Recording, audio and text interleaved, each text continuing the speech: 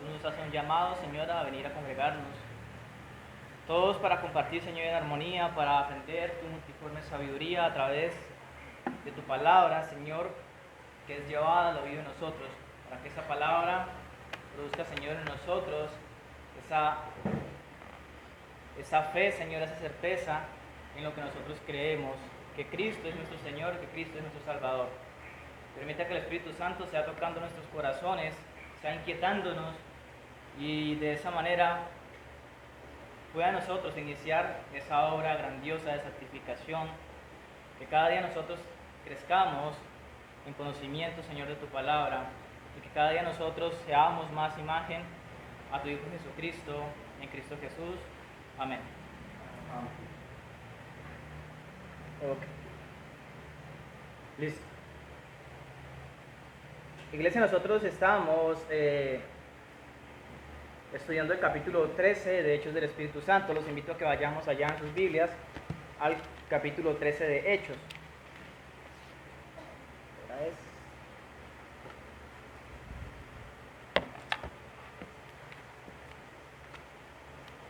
Hechos, capítulo 13.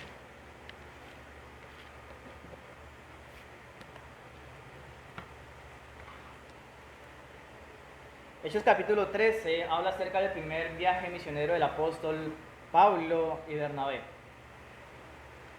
Hemos tenido pues varias oportunidades para analizar como tal este capítulo y ya nos encontramos sobre la parte final. La parte final, permítame acá.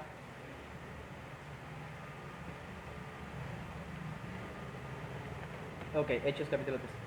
La parte final va después como tal del primer sermón o de la primera predicación que tuvo el apóstol Pablo allí en la iglesia de Antioquía, pero no está Antioquía de Siria, sino Antioquía de Pisidia. Entonces vamos a hacer rápidamente el recuento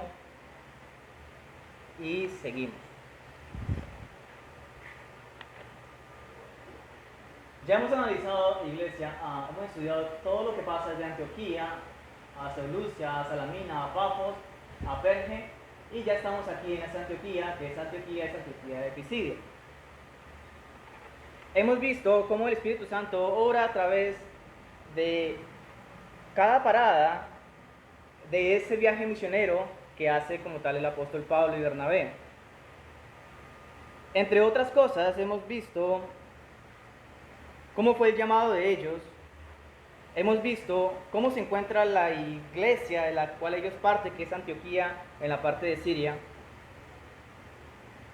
El jueves analizábamos un poco cómo eran las predicaciones que hacían los apóstoles y cómo es que nosotros podemos discernir entre una buena predicación y una que no es buena. Porque, lo decía, para nosotros es muy normal que algunos predicadores sean nuestros favoritos y otros no tanto.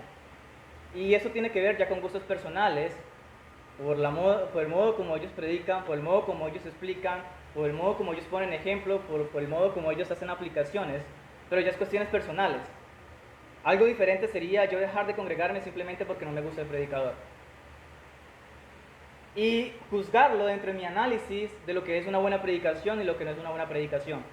Entonces, si estamos en ese limbo de algo personal que para mí es bueno, para otra persona no puede ser bueno, entonces pues no hay una verdad, no hay una firmeza, no hay una base para decir si es buena o no es buena una predicación. Habíamos analizado un poco la predicación del apóstol Pablo que hace en la iglesia de Antioquía de Pisidia y vemos que hay tres aspectos importantes. Lo primero es que hay un dato histórico en el cual él hace un recuento para poner en contexto a su audiencia. Lo segundo es que la predicación no solamente trata de algunos eventos históricos o algún mensaje en específico, sino que la predicación sí o sí tiene que llevar el mensaje de Cristo. Y lo tercero que nosotros veíamos es que ese mensaje tiene una aplicación concreta. Veíamos que cada vez que Cristo hablaba tenía como tal interés en decir algo puntualmente. Vemos que cuando los apóstoles predican, tienen un interés de ir a dejar un mensaje en específico. Estos 3 puntos son los puntos generales en los cuales nosotros podemos discernir una buena predicación de una mala predicación. No quiero volver a tocar otra vez la cuestión de una buena predicación, una mala predicación, porque ya está dicho todo el jueves. Creo que pronto saldrá en YouTube. Sin embargo, había dejado como tal unos pasajes para que lo analizara y vieran si se sigue este patrón o solamente es un caso excepcional del apóstol Pablo. Porque de nuevo, no es solamente tomar este ejemplo del apóstol Pablo, sino que analizarlo con torno a las Escrituras.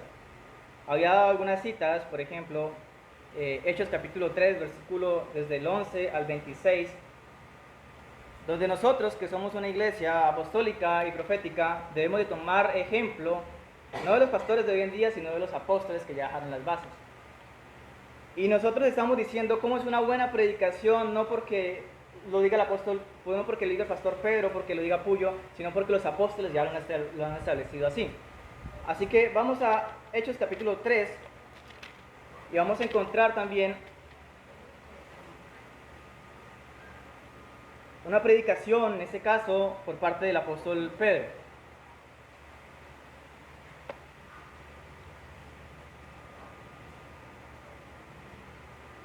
Dice Hechos capítulo 3, versículo desde el 11 en adelante. En el pórtico de Salomón, el hombre que había sido sanado no soltaba a Pedro y a Juan. Toda la gente, sin salir de su asombro, corría hacia donde estaban ellos. Cuando Pedro vio lo que estaba pasando, les dijo, comienza el discurso: Israelitas, ¿por qué les sorprende esto? Nos están mirando como si nuestro propio poder o devoción fuera lo que hizo caminar a este hombre. Dios lo hizo. El Dios de Abraham, de Isaac, de Jacob y de todos nuestros antepasados le dio honra a Jesús, su siervo. Sin embargo, ustedes entregaron a Jesús para que lo mataran, lo rechazaron ante Pilato, que había decidido dejarlo en libertad. Ustedes le pidieron a Pilato que soltara a un asesino y rechazaron al santo y justo. Ustedes mataron al que nos lleva a la vida, pero Dios lo resucitó de la muerte de la cual nosotros somos testigos. Frente a ustedes, este hombre fue sanado por la fe en el poder de Jesús. Ustedes lo conocen y aquí lo pueden ver. Está completamente sano gracias a la fe que Jesús nos dio. Hermanos míos, yo sé que ustedes le hicieron todo esto a Jesús porque ni ustedes ni sus líderes sabían lo que hacían. Así fue que Dios cumplió lo que había dicho por medio de todos sus profetas, que su Mesías iba a sufrir. Por tanto, cambie su manera de pensar y de vivir, vuélvanse a Dios y Él perdonará sus pecados. Este es el versículo que estamos aprendiendo a repetidos y convertidos para que sean borrados vuestros pecados, para que venga la presencia del Señor, tiempos de refrigerio. Así que la presencia del Señor les dará tiempo de descanso espiritual, enviándoles a Jesús, a quien Dios eligió para ser el Mesías. Pero Él debe quedarse en el cielo hasta el momento en que vuelva a poner en orden todas las cosas. Dios dijo todo esto hace mucho tiempo cuando habló a través de sus santos profetas. Moisés dijo: el Señor Dios le dará a un profeta que vendrá entre ustedes mismos y será como yo. Ustedes deben obedecerlo en todo lo que Él diga. Si alguien no obedece a ese profeta, tendrá que morir y separarlo del pueblo de Dios. Samuel y todos los profetas que vinieron después de él hablaron sobre estos días. Ustedes recibieron la promesa que los profetas anunciaron y recibieron los pactos que Dios hizo con sus antepasados. Dios le dijo a Abraham: todas las familias de la tierra serán bendecidas por medio de tu descendencia. Cuando Dios resucitó a su siervo Jesús, lo envió primero a ustedes para bendecirlos al apartar a cada uno de su maldad.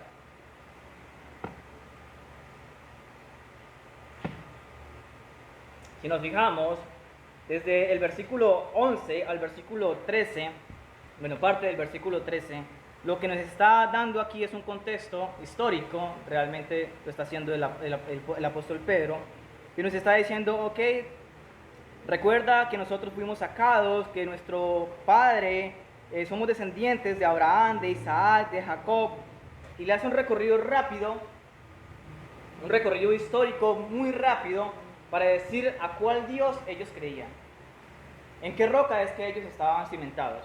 Después que hace este recorrido rápido, Lo siguiente es decirle, ok, de esos padres viene Cristo. Y el mensaje que nosotros anunciamos es el mensaje de Cristo, aquel Cristo que vino y ustedes no reconocieron, sino que lo mataron, lo crucificaron y se burlaron de él. Bueno, pues después de ese Cristo, sepa ustedes que Él vino para perdonar o para salvarnos a nosotros de nuestros pecados, para que nosotros tengamos una comunión con Él. La parte de Cristo la podemos encontrar desde el versículo 13 hasta el versículo 18. El mensaje ciertamente es el versículo 19, es el versículo que nosotros estamos aprendiendo. ¿Cuál es el mensaje del apóstol Pedro en esta predicación? Versículo 19, ¿quién lo tiene en Reina Valera? Así que arrepentidos. Así que arrepentidos y convertidos para que sean borrados los pecados, para que vengan de la presencia del Señor tiempos de refrigerio. Muchas gracias. Entonces mira que no solamente esta estructura o esas tres bases la toma el apóstol Pablo, sino que el apóstol Pedro en su discurso anterior o en su predicación anterior ya la había tomado. Ahora, ¿de dónde toma esto? Pues Cristo también nos enseña estas tres cosas. No quiero andar más porque se me va el tiempo, pero lo dejo nuevamente de tarea. Lucas capítulo 11, versículo del 29 al 32. Lo puede leer en sus casas. Igualmente, la predicación de Esteban, que está en Hechos capítulo 7, del versículo 1 al versículo 53. Son tres parámetros que nosotros podemos identificar lo que es una buena predicación y lo que no es una buena predicación. Ahora bien, no simplemente tienen que ser esos tres parámetros, pueden haber muchos más. Estoy hablando de cosas básicas, cosas que deben de ir en una predicación. ¿Puede ir algo más? Sí, claro. De hecho, el apóstol Pablo era una de esas personas que le gustaba también compartir sus experiencias en la misma predicación. Pero de nuevo, cuando él comparte su experiencia o su testimonio, el mensaje no es que la gente se fije en el testimonio, sino que ese testimonio sirve como un soporte para el mismo mensaje. Es por eso que una predicación no se puede basar simplemente en el mensaje o simplemente en un testimonio mío. También hay casos en que podemos ver que las predicaciones también tienen datos que no tienen que ser específicamente bíblicos, sino que se puede tomar también datos de estadísticas o cosas que están pasando en la actualidad para llevar un mensaje. También podemos utilizar analogías, metáforas, parábolas. También podemos utilizar estos mensajes que son comparaciones entre lo que es y lo que no es. Es normal que en las escrituras nosotros encontremos cuál es el camino del justo y cuál es el camino del malo. ¿Cuál es la conducta del justo? ¿Cuál es la conducta del malo? Son tres cosas, o sea, son cosas que pueden aparecer en una predicación. Pero lo que no miramos en una predicación ni del apóstol Pedro ni del apóstol Pablo es que comenzar a decirle a la gente, ok, yo tengo una palabra para ti. No encontramos ni en el apóstol Pedro ni en el apóstol Pablo en que comenzara a tocar a personas y tumbarlas de repente. No encontramos una predicación del apóstol Pedro ni del apóstol Pablo en que trajera bailarines para ornamentar como tal la predicación. No encontramos espectáculos en la predicación del apóstol Pedro ni en el apóstol Pablo. Así que aquellos que dicen que no siente el poder del Espíritu Santo porque no se evidencia algo raro al momento de predicar, pues sepa que nuestras bases lo dicen que así no es. Que eso no es una predicación, que eso es un show, que eso es cualquier cosa menos una predicación. En el día de hoy, iglesia, nos vamos a centrar desde el versículo 42 en adelante. Dice versículo 42 y 43. Cuando salieron ellos de la sinagoga de los judíos, los gentiles les rogaron que el siguiente día de reposo les hablase de estas cosas. Y despedida la congregación, muchos de los judíos y de los prosélitos piadosos siguieron a Pablo y a Bernabé, quienes hablándoles les persuadía a que perseverasen en la gracia de Dios.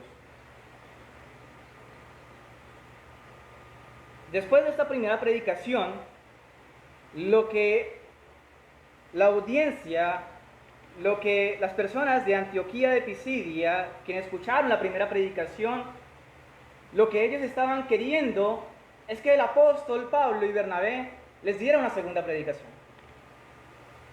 Recuerde, versículo 15, dice versículo 15 del capítulo 13 de Hechos: después de leer la ley y los escritos de los profetas, los dirigentes de las sinagogas enviaron este mensaje a Pablo y Bernabé: hermanos, si tienen algo que decir que pueda ayudar a los que están aquí, por favor tomen la palabra. Vemos que era una costumbre de esta iglesia poner a participar a aquellos que venían. Sin embargo, nunca se imaginaron lo que iba a causar esta predicación. Ellos hacían la lectura de la ley en las sinagogas y ellos vieron que Pablo y Bernabé eran judíos y dijeron: ok, ustedes tienen la oportunidad de participar en la sinagoga, denos un mensaje. Por supuesto que Pablo aprovechó y dio su sermón, dio su predicación. Ahora, después de que da esta predicación, el versículo 42 nos dice: ok, se acabó la predicación, salieron de la sinagoga de los judíos, pero ¿qué pasa? Los gentiles, recordemos que no estamos ya en una tierra judía, estamos en una tierra gentil, Antioquía de Pisidia, que hay allá en Asia Menor. Los gentiles le ruegan al apóstol Pablo y a Bernabé que el día siguiente de reposo, ¿cuándo fue la predicación? El día de reposo. O sea, al día siguiente de reposo, pues le está hablando, no es al día siguiente, sino a los 8 días después, que volviera a hablar de estas cosas. Ellos querían profundizar más en la palabra de Dios. Querían aprender algo nuevo, querían aprender algo que le había cautivado la mente de ese discurso. Recordemos que aquí no estamos con personas cristianas, que aquí es muy posiblemente es la primera predicación que la iglesia de Antioquía de Pisidia haya escuchado. Así que nos estamos encontrando con personas que por primera vez escuchan el Evangelio. La pregunta aquí y la predicación, si Dios lo permite, va a girar en este entorno es: ¿qué impresión nos da a nosotros escuchar el Evangelio? De nuevo, quiero que tengamos en cuenta que nosotros tenemos mucha ventaja porque no es la primera vez que nosotros escuchamos el Evangelio. Ellos es por primera vez, porque recuerde que es un viaje misionero. En este viaje misionero por primera vez escuchan el Evangelio. Y es sorpresa que la única vez que escuchan el Evangelio quedan cautivados por el Evangelio. Y no simplemente quedan cautivados en el Evangelio al decir: ok, la predicación estuvo buena, ok, el discurso estuvo bueno, el mensaje estuvo bueno, sino que dice: oiga, nosotros queremos que usted nos vuelva a predicar.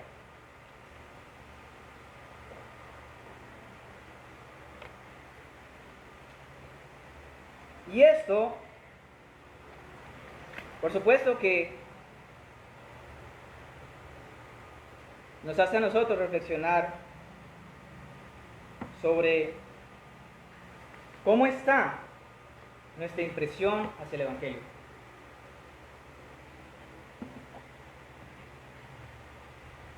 Nosotros que somos pueblo de Dios, ¿realmente deseamos la palabra de Dios?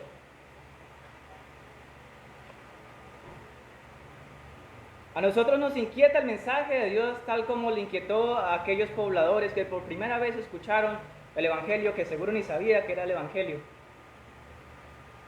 Nos inquieta la palabra de Dios en nosotros. ¿Qué efecto hace la palabra de Dios en nosotros? Somos esos siervos que buscan por las aguas anhelando nosotros la palabra de Dios. Salmos 42, ¿verdad? Salmos 42, vayamos allá. Salmos 42, versículo 1 y 2.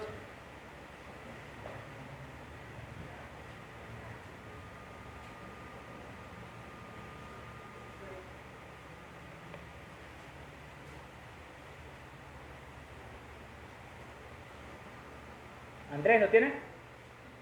1 y 2. Como el cielo brama por las corrientes de las aguas, así clama por ti, oh Dios, el alma mía. Mi alma tiene sed de Dios, del Dios vivo.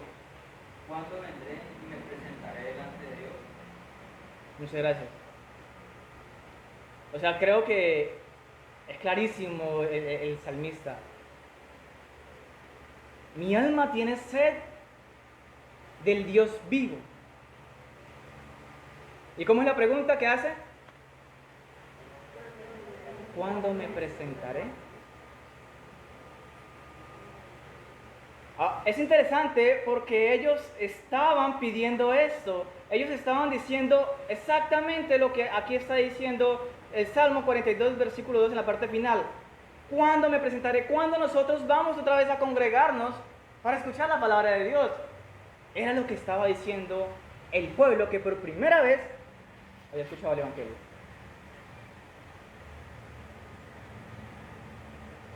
Estaba diciendo, oiga Pablo y Bernabé, ustedes tienen tiempo, ustedes se pueden quedar un poco más y nos puede compartir entre 8 días. Es que nosotros queremos conocer esa palabra, ese mensaje que usted nos está dando. Ahora es interesante porque de nuevo en el versículo 15 nosotros pudimos ver de que antes de ellos habían también ciertas personas enseñando la ley. De hecho, ya había sinagoga allí. Esto quiere decir que antes de la misión del apóstol Pablo y de Bernabé, ya había una misión establecida. Y esta misión que estaba establecida, pues no era cristiana, sino que era judía, el judaísmo. Ya ellos, digámoslo así, tenían la plaza.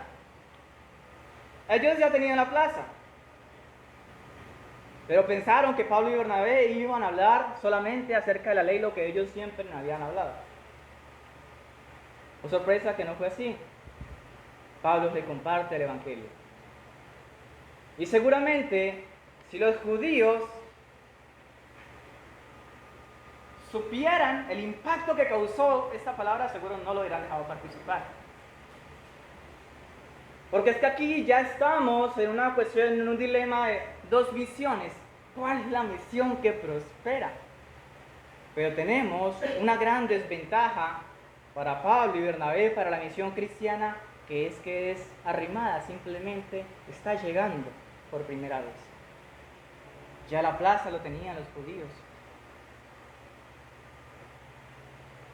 Ahora,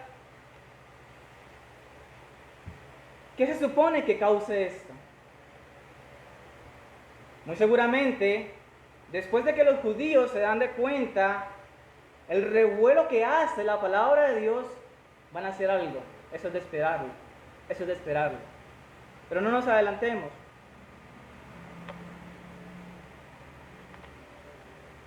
Dice el versículo 44.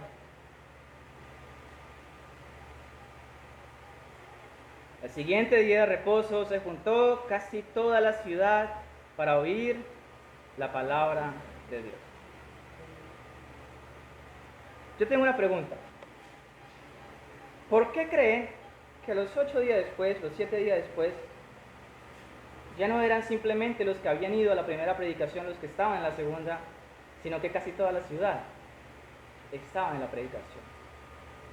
¿Usted cómo cree que esto pudo pasar? ¿Qué marketing utilizaron? ¿Qué publicidad? Cuénteme. El voz a voz. Exacto. No le mandaron el mensaje en el WhatsApp, oiga, no, nada de eso. No pusieron un anuncio en Facebook ni nada de esas cosas. ¿Cómo lo hicieron? En el voz a voz.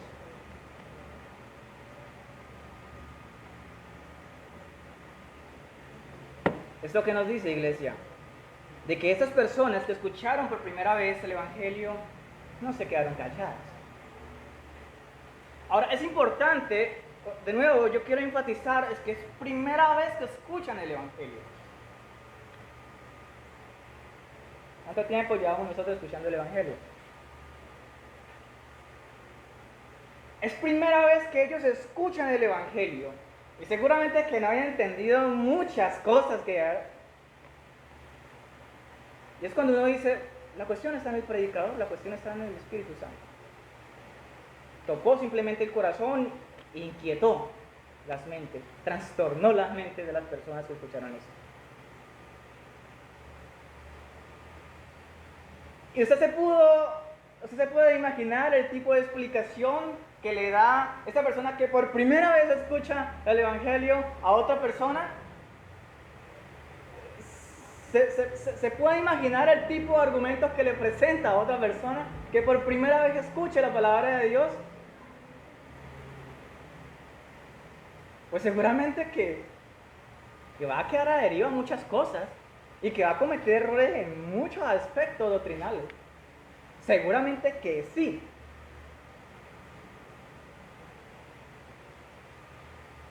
La cuestión aquí es que no fue necesario que ellos entendieran a profundidad el Evangelio para poderlos compartir.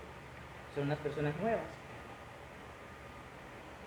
Y es interesante porque en el pueblo cristiano existe esta excusa. La verdad es que, yo escucho la palabra de Dios y la entiendo en ciertas cosas cuando el predicador las dice.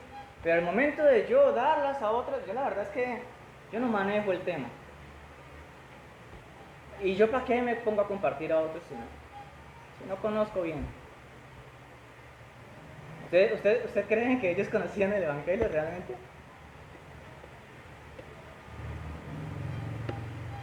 Ellos no sabían realmente mucho del Evangelio. Lo poco que había escuchado por primera vez. La cuestión es que eso poco que había escuchado por primera vez en una predicación, lo dijeron a otro. Lo dijeron a otro. Y posiblemente quedaron muchas dudas por resolver. Pero dijeron, ¿sabe qué? Yo solamente llevo una vez y tengo esas mismas dudas, ¿por qué no vamos y que nos resuelva los dos las dudas? Así que es por esto que la segunda vez que predica el apóstol Pablo ya no son las pocas personas que estaban en la sinagoga. Dice el versículo, se juntó casi toda la ciudad. Casi toda la ciudad. Y no fue cuestión de preparativos al otro año, no, a los 8 días. A los 8 días se juntó casi toda la ciudad a escuchar el mensaje que Pablo y Bernabé traían.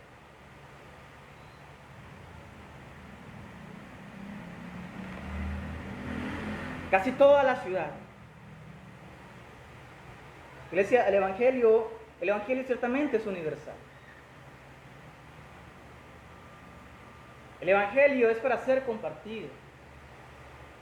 El Evangelio es para que nosotros podamos decirle al vecino, podamos decirle al amigo, podemos decirle a que nosotros tengamos cerca, oiga, aprendí eso nuevo, o aprendí esto en la predicación de hoy.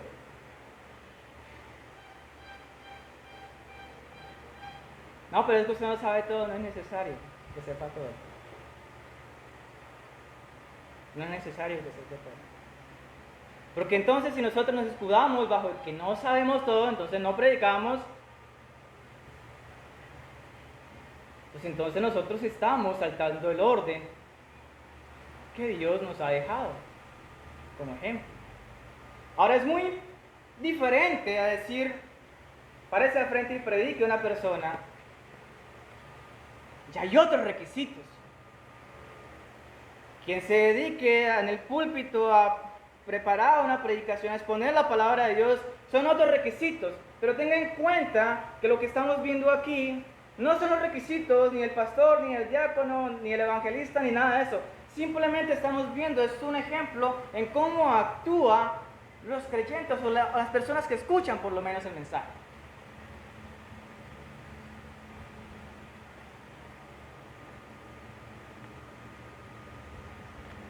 Si no tienes recursos, si no crees que tienes las bases suficientes para hacer una exposición al estilo Pablo, al estilo Pedro, no es necesario. No es necesario. Compartamos lo poco que aprendemos. ¿Cuál fue el mensaje de hoy? ¿Qué fue lo que se dijo el jueves? Compartamos lo poco que nosotros aprendamos. Mire, y lo decía, el Evangelio llega en mayor medida, o la expansión del Evangelio, ni siquiera se da en mayor medida por los predicadores o por los misioneros. Y es que lo estamos viendo acá, otra vez, otro ejemplo. O sea, créalas que el apóstol Pablo en Antioquía no se dedicaba todos los días a predicar, aquí lo miramos. Y no crea que cuando el apóstol iba de viaje misioneros, todos los santos días predicaba. Todos los días iba a la sinagoga y hablaba. No lo hacía así. El día de reposo era que estaba ese espacio abierto para predicar. Pero ¿qué pasa con los otros días? ¿Quiénes hacían la labor los otros días? Ahí está. Nosotros no venimos todos los días acá. Y no es la manera. De hecho, apostólicamente tampoco es la manera de hacer el culto todos los días. Si no, falláramos nosotros. ¿Me hago entender? No hay una predicación todos los días. Porque se entiende que hay un mensaje y que ese mensaje debe que llegar al creyente y ser esparcido por el creyente. Hay ese tiempo.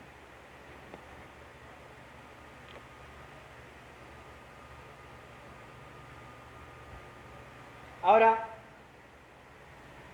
también es interesante este versículo porque nos muestra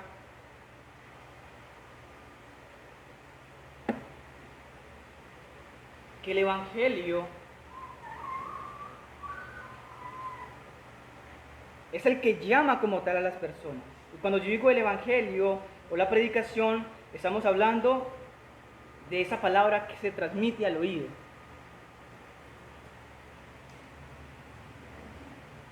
Que esa fe que ellos pueden tener después de la primera predicación, va después que ellos escuchan la palabra de Dios. Que esa fe viene por el oír, ciertamente.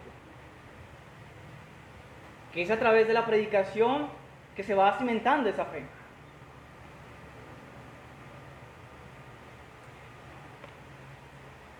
Y que a pesar de las razones particulares que tuviera cada persona para ir a la segunda predicación del apóstol Pablo, porque muchos no escucharon la primera predicación, sino que en la segunda predicación quizás, y es muy probable, que simplemente fueran por curiosidad, porque era un mensaje que había perturbado las mentes, y decían, ok, vamos a escuchar ese mensaje, yo quiero escucharlo también. La intención muy probablemente no es que ellos se volvieran cristianos a futuro. Y yo creo que la mayoría de nosotros hemos llegado así. La intención para yo venir por primera vez aquí no era porque yo quisiera ser cristiano. Y aquí varía muchas cosas. Unos puede que digan no, que estaba enfermo y necesitaba la ayuda de Dios. Otros que digan no, yo quería aclarar una duda. Otros no tenía nada. Otros simplemente pasaba por ahí y escuchó. Múltiples las formas. Pero siempre es por la predicación. Dios llama a la persona de una manera particular.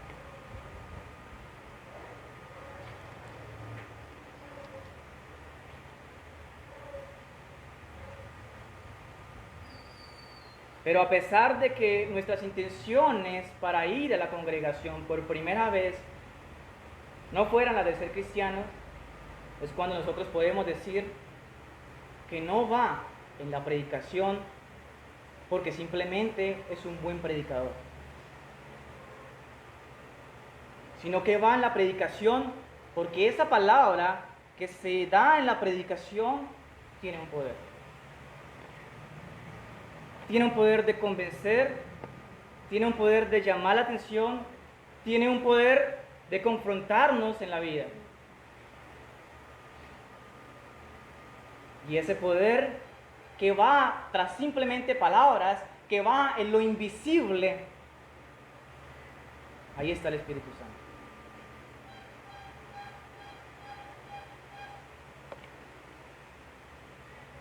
Continuemos, versículo 45. Pero viendo los judíos, la muchedumbre se llenaron de celos y rebatían lo que Pablo decía, contradiciendo y blasfemando. Cuando vieron que casi toda la ciudad se había ido a escuchar la predicación de unos aparecidos que habían llegado 8 días antes y que ellos muy probablemente tuvieran años de estar en Antioquía de Pisidia, se llenaron de celos. Se llenaron de celos.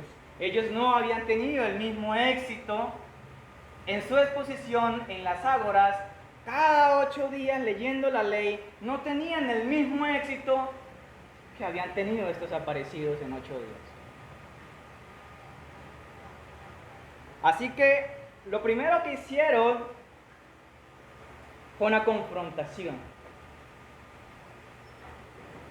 Y esta confrontación pues es una confrontación doctrinal. Vemos la misma cuestión como tal en la muerte de Esteban. Lo primero que ellos miran es saber cómo derrumba todo argumento de la predicación, cómo hacen una apologética para destruir el evangelio, porque ellos también habían tenido una obra misionera que era mucho más antigua. Así que ellos no iban a permitir que de un momento a otro se le facilitaran las cosas así de la nada a Pablo y a Bernabé. Cuando aquí habla de que se llenaron de celos y rebatían, contradiciendo y blasfemando, lo que está diciendo aquí es que ellos estaban pisoteando y estaban haciendo una oposición para ridiculizar el mensaje de Cristo que estaba llevando Pablo y Bernabé.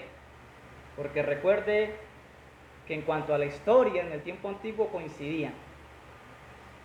Pero lo que no coincidían es que Cristo fuera el Mesías.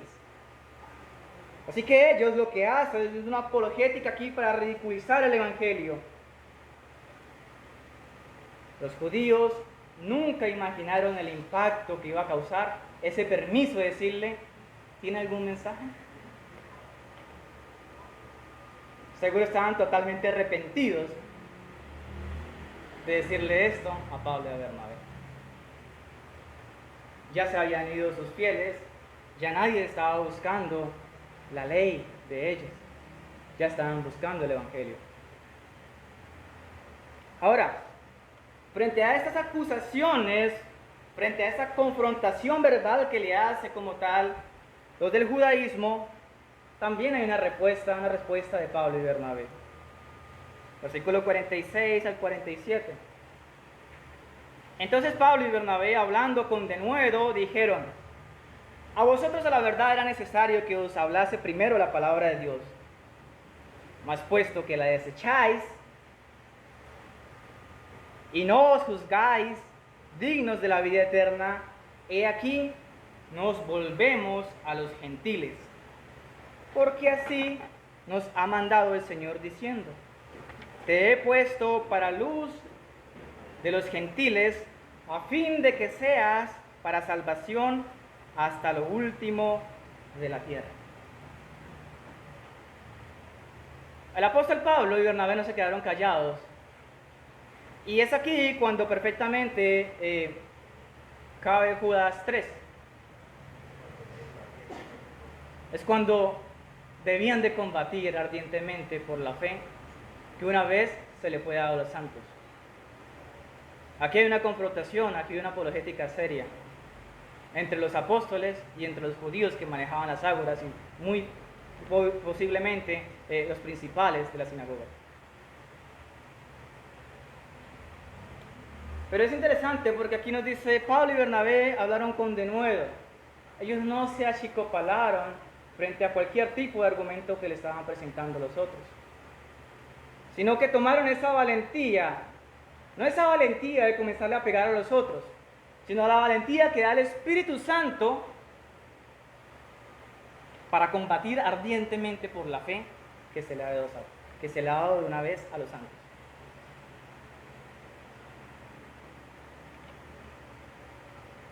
Dice Mateo capítulo 10, versículo 19, mas cuando os entregue, no os preocupéis por cómo o qué hablaréis.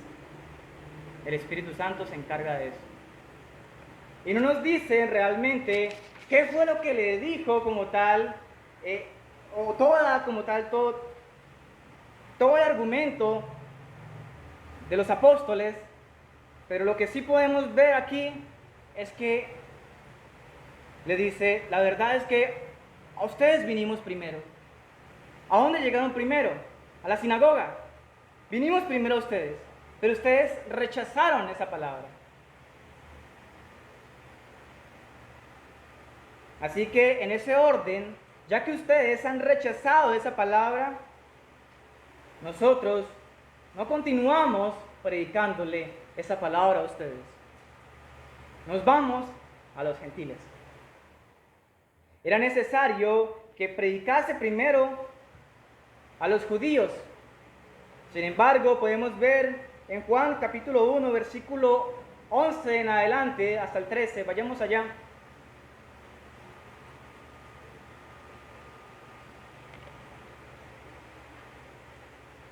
Juan capítulo 1, versículo 11 en adelante. ¿Lo tiene la hermana Miriam?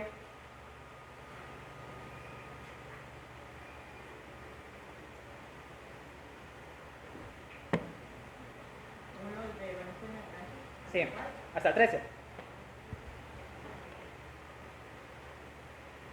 A los suyos vino y a los suyos no le recibieron.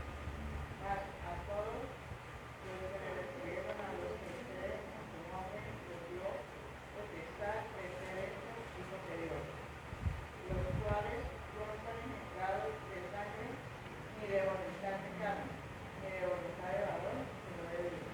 Muchas gracias. Versículo 11 es claro. A los suyos vino. Pero ¿qué pasa? Cuando habla de los suyos, ¿a quién es? A los judíos. ¿A dónde iban primero los apóstoles? A los judíos. Le iban y le compartían a los judíos. Iban a la sinagoga y le decían, oiga, este es el mensaje de Cristo. Pero los judíos, ¿qué decían? Este no es el mensaje. Y se oponían al mensaje de Cristo. ¿Qué es lo que pasa? No lo reciben, simplemente se va a los gentiles. Esta parte que habla el versículo 47 es una profecía, ciertamente. Dice, te he puesto para luz de los gentiles, a fin de que seas para salvación hasta lo último de la tierra. Aquí el apóstol Pablo está tomando como tal una cita del profeta Isaías. Se encuentra en Isaías capítulo 49, versículo 6. Se encuentra textualmente esta cita. Es interesante porque es una profecía que habla de la labor del Mesías. Isaías está hablando de esa labor del Mesías que podemos ver en Juan capítulo 1, versículo 11. Primero está para ellos, pero después, ¿qué dice? En la segunda parte nos dice, pero te he puesto para luz de los gentiles, a fin de que seas para salvación hasta lo último de la tierra. Esta profecía que dijo Isaías se cumplía en Cristo. Cristo, sabemos de que va a los judíos no lo reciben, después llega a los samaritanos y después comienza a esparcir el evangelio por todas las regiones. ¿Qué es lo que está aquí queriendo decir como tal el apóstol Pablo? Esa profecía se está cumpliendo. Esa profecía la cumplió Cristo y Pablo, como siervo de Cristo, lo que está haciendo simplemente es la labor que Cristo ha comenzado a hacer. Ser esa luz para las diferentes naciones. En otras palabras, lo que le está diciendo aquí es que ya el Evangelio no simplemente se enfocaba para los judíos, sino que también era para los gentiles. Y es por eso que podemos ver el versículo 48 y 49 diciendo: los gentiles oyendo esto se regocijaban y glorificaban la palabra del Señor, y creyeron todos los que estaban ordenados para la vida eterna. Y la palabra del Señor se difundía por toda aquella provincia. Ya se enfoca como tal en los gentiles. ¿Cuál es la reacción de los gentiles? ¿Cuál es la reacción de estas personas que ya en este momento ha escuchado 2 veces una predicación? Se regocijaban, glorificaban y creían.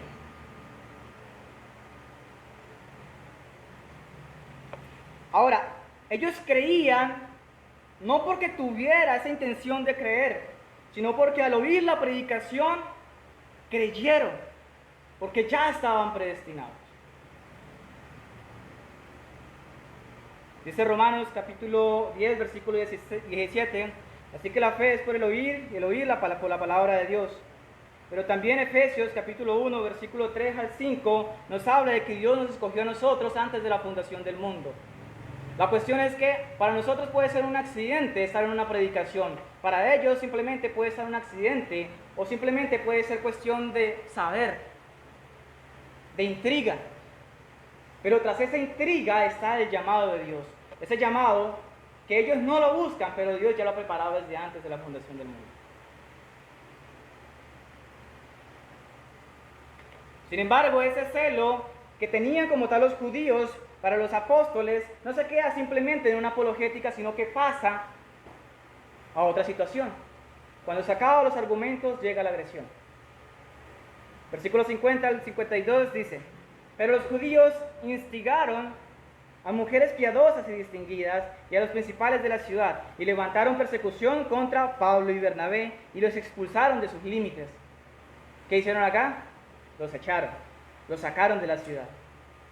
Así que ellos entonces, sacudiendo contra ellos el polvo de sus pies, llegaron a Iconio, y los discípulos estaban llenos de gozos y del Espíritu Santo.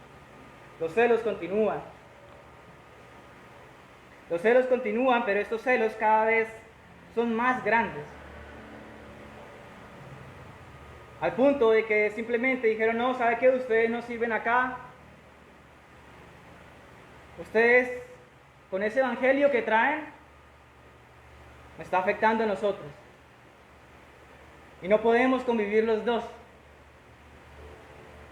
No pueden haber 2 señores al mismo tiempo. ¿Qué hace? Simplemente lo corretea, algo que va a ser muy usual en las misiones del apóstol Pablo.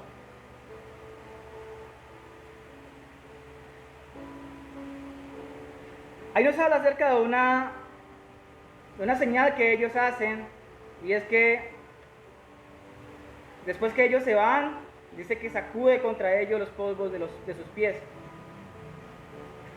Esto es una señal que podemos ver en Mateo capítulo 10, del versículo 1 al 14. Y es una señal que no fue inventada por el apóstol Pablo. Bueno, es una señal propia de la tradición judía. Sin embargo, es utilizada también por Cristo. Cuando Cristo llama a los 12, le dice: oiga, vayan y prediquen, vayan y evangelicen, pero no lleven nada consigo. Aquellos quienes los alojen en su casa son benditos, recibirán paz allí. Pero aquellos quienes se opongan a ustedes, aquellos que no lo dejen compartir la palabra de Dios, vayamos allá, versículo creo que el 13, la parte final, Mateo capítulo 10.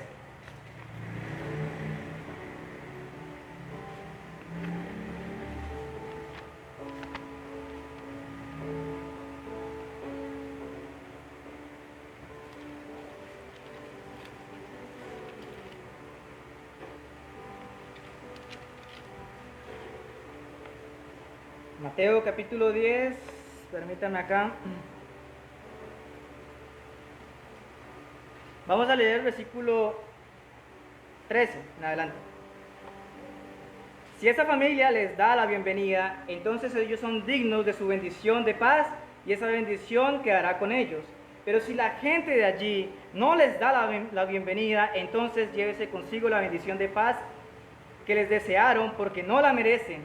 Si en una casa o pueblo no les dan la bienvenida ni los escuchan, salgan de ahí y sacúdanse el polvo de los pies.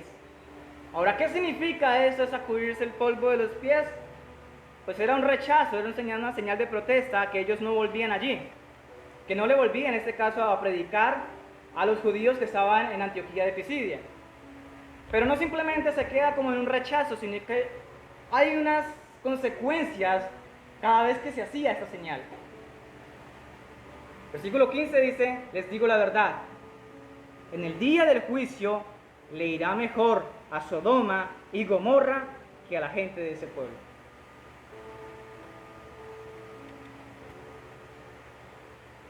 Así que simplemente el hecho de sacudir los pies es el mensaje más aterrador para esas personas. Le va a ir peor que a Sodoma y a Gomorra. Va a caer sobre ellos tinieblas, destrucción. Le está diciendo qué destino le depara a aquellas personas que no escucharon el mensaje.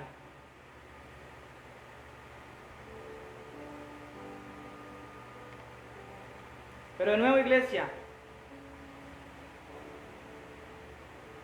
el punto que he estado enfatizando y que se nos muestra a través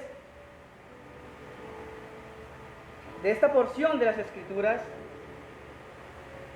es la impresión que debe causar el Evangelio en nosotros. Es la impresión que nosotros debemos tener en cada predicación. O sea, nosotros estamos ansiosos, venimos acá y decimos, oiga pastor, ¿cuándo es que va a haber la otra predicación? ¿O de qué va a ser la otra predicación? Necesito leer algo para la otra predicación, para tener un contexto más general, para ahondar más. Estoy hablando del interés que hay en el pueblo. Y eso que simplemente vemos que es después de una predicación. Por primera vez escuchaban una predicación. Nosotros rogamos para que hayan espacios en los que se puedan compartir la palabra de Dios. Nos impacta el mensaje de la predicación de tal manera que nosotros no podamos estar callados. Nos inquieta, nos carcome el Espíritu Santo nuestra mente al punto de que nosotros debemos de hablar el Evangelio sí o sí por afuera.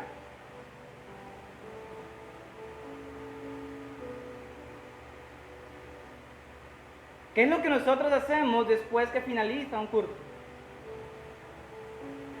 ¿Qué es lo que nosotros hacemos después de que pase esta hora y media? ¿Qué es lo que cada uno de nosotros hacemos? Es nuestra actitud de que cada vez que nosotros vamos a la congregación, una eterna felicidad. Nosotros alistamos las cosas con previo aviso para llegar temprano porque nosotros queremos escuchar la palabra de Dios. Tenemos el mismo ímpetu de escuchar la palabra de Dios como lo tuvieron estos que por primera vez escucharon la palabra de Dios. Y cuando estamos en la congregación estamos tan pendientes a la palabra de Dios, al mensaje que nos da las Escrituras, que nos asombramos, nos gozamos, nos deleitamos y glorificamos a Dios. ¿O qué es lo que hacemos? ¿O venimos a dormir?